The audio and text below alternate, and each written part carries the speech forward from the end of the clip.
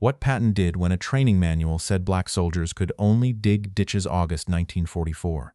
A muddy tent city outside Coutances, Normandy.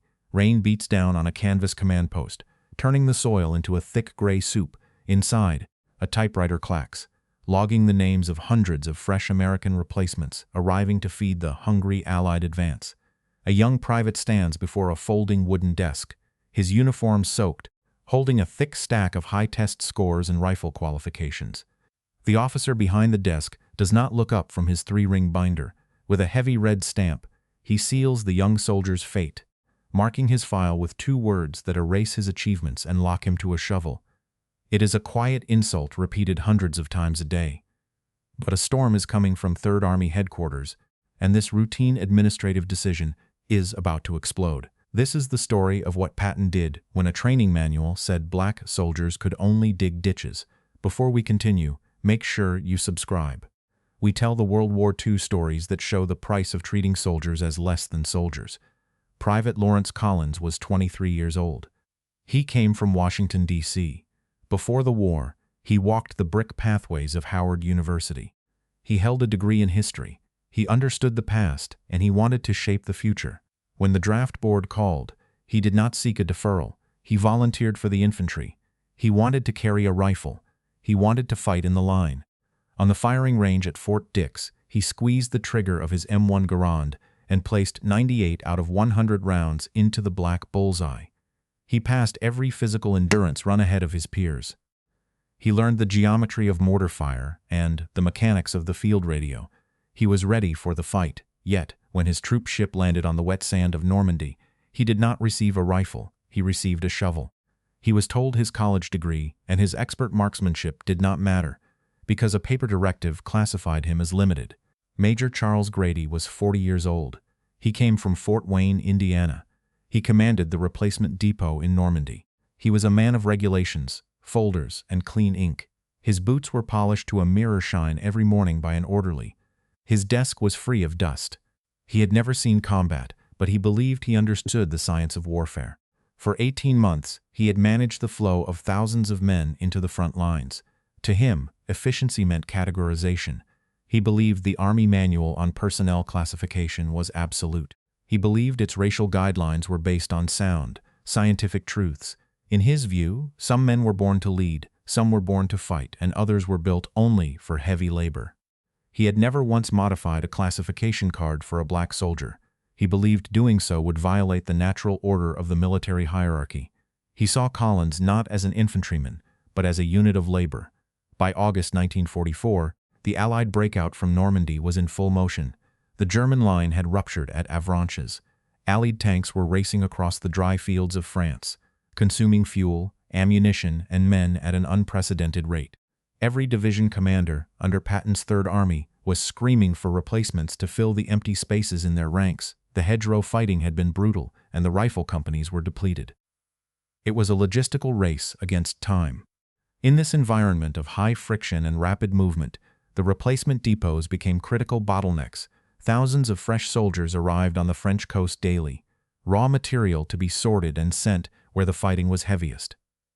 Yet, the administrative machinery of the United States Army was still bound by the rigid, peacetime segregations of the homeland. It was a system designed in Washington offices, far removed from the dirt and blood of the front lines. Many officers in the rear echelons accepted this friction. They followed the pre-war regulations without question, prioritizing bureaucratic order over battlefield reality. They allowed hundreds of qualified, eager men to sit idle in labor camps or road construction crews simply because the administrative code dictated their placement based on race. To these rear area administrators, a rule was a rule, even if it meant combat units went into battle under strength. But the rapid advance of the 3rd Army was about to collide with this rigid administrative wall at a dusty depot in Normandy. Captain Thomas Vance, a 31-year-old company commander from Columbus, Ohio, walked into the depot headquarters. He needed 40 riflemen to replace the casualties his unit had suffered near Le Mans. His uniform was caked in dried French mud. Major Grady sat behind his clean desk, slowly turning the pages of a thick olive-drab binder. "I need infantrymen, Major," Vance said. "My company is down to 60 men. We are heading into the Saar region next week. Grady did not look up from his papers. I have 42 replacements cleared for your regiment, Captain. They are currently being loaded onto trucks. Vance leaned over the desk. I saw the roster outside. There are over 300 men sitting in the staging area, down by the creek. Why aren't they being assigned to the line? Those men are classified as limited service, Grady said, his voice flat. They are assigned to the port battalions and the road clearance crews. They are not combat assets. Vance shook his head. I talked to one of them, a private named Collins. He shot expert at Fort Dix. He has a college degree. Major. He volunteered for the infantry. My men are dying out there, and you have an expert marksman digging latrines. Grady closed the binder with a soft thud. He adjusted his polished collar. Private Collins is a Negro captain. The regulations are very clear on this. The manual classifies them as limited service personnel. Vance stared at him. The manual was written in 1940. We are fighting a war in 1944. I don't care about his color. I care about whether he can shoot a rifle. It is not about individual preferences, Grady replied, leaning back in his chair. It is about scientifically established capabilities. The manual states that these men lack the mechanical aptitude and the emotional stability required for modern, high-intensity infantry combat. They are suited for manual labor, not tactical maneuver. I have not changed a single classification in 18 months, and I will not start now. Vance clenched his fists. This is academic nonsense. If my line collapses because I am short 40 rifles, that manual won't stop the German counterattack. Grady smiled thin. Then you should have drafted better regulations, Captain. Until Washington changes the book stands. I suggest you take your 42 men and leave.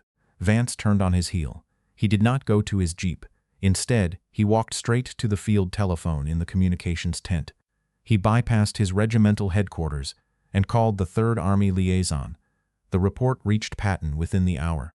Patton arrived within the hour. His open-top utility jeep rattled into the gravel courtyard of the Normandy replacement depot, kicking up a dry cloud of white dust.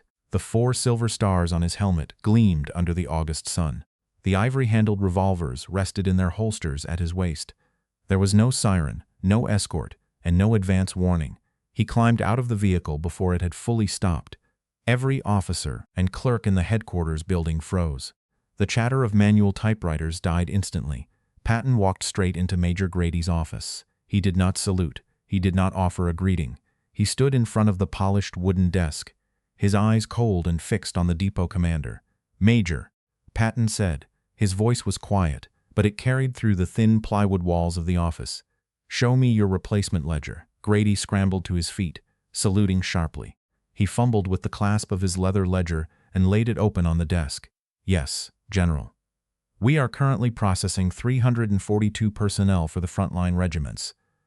Patton did not look at the ledger. He looked at Grady. Why is Private Lawrence Collins assigned to a labor battalion? Grady swallowed, his throat dry. General, the soldier is classified as limited service under the current personnel regulations. On what basis? Patton asked. Grady tapped the thick, olive-drab binder on his desk. The manual, General. It is the War Department standard for classification. It restricts certain personnel to support roles based on evaluated aptitude and background. And what is his evaluated aptitude? Patton's voice remained low, dropping an octave. Grady turned a page, his fingers trembling slightly. He is a Howard University graduate, sir. He scored 98 out of 100 on the rifle range. But the racial guidelines in Chapter 4. Show me the guidelines, Patton interrupted. Grady opened the manual to page 86. He pointed a finger at the paragraph. Right here, General. It states that these replacements lack the inherent mechanical and technical capacity for frontline combat units. Patton studied the page. He did not look angry. He looked entirely decided. He reached down, gripped the top corner of page 86, and ripped it completely out of the binder. The sound of the paper tearing was the only noise in the room. He crumpled the paper into a tight ball and dropped it onto Grady's clean desk. You are a fool, Major, Patton said. You have spent 18 months using a piece of paper to hide your own cowardice. You have 300 men down by the creek who want to fight. And you have combat companies dying in the hedgerows because you prefer a neat desk to a won battle. General, the regulations. I do not give a damn about your regulations, Patton said. That manual was written by bureaucrats who never smelled gunpowder. I do. I am fighting a war against the German army, not a paper war against my own troops. From this hour, every replacement in the Third Army is classified by his test scores, his physical capability, and his willingness to fight, nothing else. He leaned forward, placing both hands on the desk. You have two choices, Major. You will personally reclassify every single one of those 300 men based on their actual capability by nightfall, or I will put a shovel in your hand and send you to dig ditches in their place. Decide now. Grady's face went white. He looked at the crumpled paper on his desk, then back to the general's cold eyes. I will reclassify them immediately, General, Grady whispered. Patton turned and walked out of the office without another word. Major Grady picked up the heavy brass shears on his desk and cut the official wax seal on the new training directives, a small privilege he enjoyed doing himself. Within the hour, the order went out to the entire replacement depot. Private Collins was pulled from his barracks and handed a heavy steel shovel. The transfer papers were signed and filed before noon. 2 days later, the general's command jeep tore through the main gates of the depot, kicking up a thick cloud of gray Normandy dust. The vehicle skidded to a halt directly in front of the headquarters building. The engine cut, and the sudden silence in the courtyard was deafening. Major Grady stood at attention behind his polished desk, his face pale as the office door swung open. General Patton walked in. His uniform was immaculate. The 4 stars on his collar caught the light, and his ivory-handled revolvers rested in their holsters. He did not salute. He did not say a word. He walked slowly to the desk, pulled a single piece of paper from his pocket, and laid it flat on the wood. It was Private Collins's service record, showing his university degree and his perfect rifle scores. Beside it, Patton placed the open training manual. He pointed a leather-gloved finger at the paragraph, classifying black soldiers as limited service. He looked Grady in the eye. His voice was very quiet, but it carried to every corner of the room. He told the major that a man who could hit a target at 300 yards and read classical Greek was not a laborer. Patton reached down, took the manual in both hands, and slowly ripped the page from the spine. The sound of tearing paper was loud in the small office. He threw the torn page into the wastebasket. He told the major that from this day forward, every man in the Third Army would be judged by his ability to fight, and nothing else. He ordered Private Collins transferred to an active rifle company immediately. Major Grady was ordered to personally inspect the gear of every single black soldier he had misclassified, ensuring they were fully equipped for combat duty. Private Collins went to the front 3 days later, carrying an M1 Garand instead of a shovel. He fought through the bitter autumn mud of the Lorraine campaign and survived the freezing forests of the Ardennes, earning the Bronze Star for crawling through machine gun fire to drag a wounded lieutenant to safety. After the war, he returned to Washington, D.C., completed his law degree, and spent 4 decades working as a civil rights attorney. He lived to see the military fully integrated, passing away quietly in his sleep in 1994 at the age of 71. He kept his original infantry transfer orders framed on his office wall for his entire life. Major Grady remained in command of the replacement depot until November 1944, when he was quietly reassigned to a logistics post in Great Britain. He retired from the military in 1947 and returned to Fort Wayne, Indiana, where he worked in municipal administration. He rarely spoke of his wartime service and died in 1978, still bitter about what he called the breakdown of military order in France.